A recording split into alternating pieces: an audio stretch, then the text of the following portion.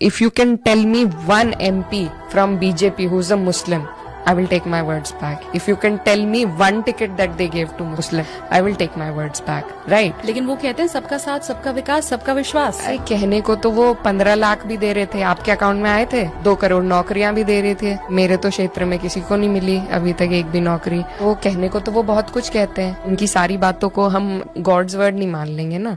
तो ऐसा नहीं है। Everybody does politics and politics operates in a way in our country. We can not shy away from the fact that there is language differences, there are cultural differences, there are caste differences, there are religious differences, there are tribal people and all sorts of people. And that is how the country is known for unity in diversity. But if you constantly hurt at one specific minority like that, I think that is very unjust. This is what's happening in Bangladesh, and I totally stand with the minorities of Bangladesh.